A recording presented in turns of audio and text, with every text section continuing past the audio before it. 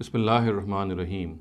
Regarding Islamic worship rituals, the misconception I'd like to bring into discussion today relates to a particular issue of the fast, in fact, to the Itikaf, which is a ritual within the fast. And we know that this is a ritual which has been prescribed by the Prophet Muhammad, although it's not obligatory, but it carries tremendous reward. And if believers are able to station themselves in the mosque for some days, as generally is the case the last 10 days in the mosque, and they devote themselves to remembering the Almighty and establishing a firm contact with Him, it is an outstanding ritual that one can covet. However, in this regard, there is this misconception which is generally found, and it circulates amongst all those people who intend to do this itikaf, that having a bath during the itikaf is prohibited, or almost prohibited, unless, of course, a person is in the state of ceremonial uncleanliness, he is in the state of janaba.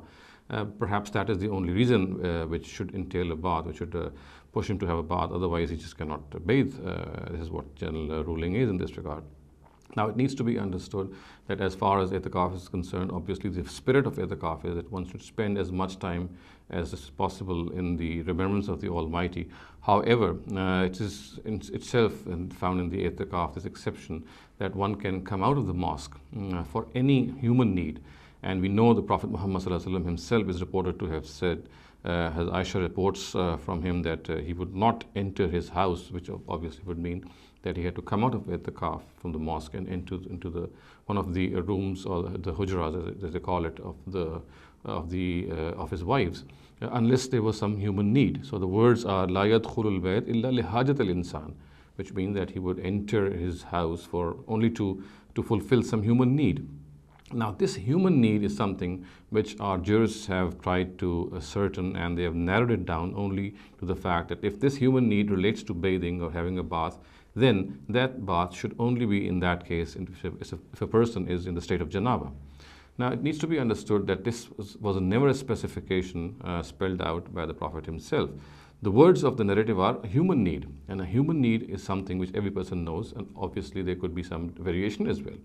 And there is a certain amount of generality found in this term, so that each person can interpret it according to his own circumstances. Human need is something which could vary from person to person. Thus, for example, having a bath at the beginning of a day in itikaf, so that a person is fresh to remember the Almighty and to pray to Him, can be a need for one person, and cannot be for another person.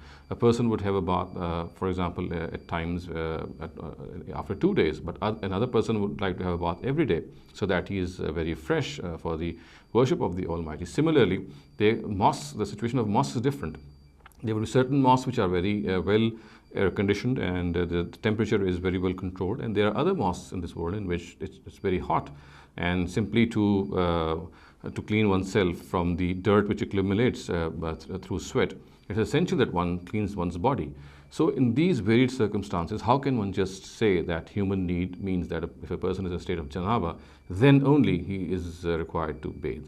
The word human need, as I said, is a general term, is a general word, and every person is allowed to interpret this generality according to his own circumstances. This general need, what we need to tell people actually is that they should not needlessly have a bath or needlessly waste their time. The purpose is that they should devote as much time as is possible for the remembrance of the Almighty. And for this, if they need to have a bath, obviously, to make themselves fresh, then this is not prohibited, because, as I said, the words are illa li hajat al insan, which means any human need. And this human need, as I said, our jurists have taken upon themselves to define this human need as the fact that in the case of bathing, it only means that when a person is in the state of ceremonial uncleanliness, that they should have a bath. This, as I said, is not entirely true. So, in a nutshell, it needs to be understood that having a bath during itikaf is something which is left to a person's discretion. He is to be told that he should not needlessly have a bath. However, again, it's not just janaba or uncleanliness that entails having a bath. It could be just a matter of the case that he's not fresh, or that the fact that he's sweating and he would like to have this bath in order to clean himself. So all these things or the situations, they are found, they are accommodated by the words hajat al-insan of the Prophet Muhammad sallallahu alaihi wasallam.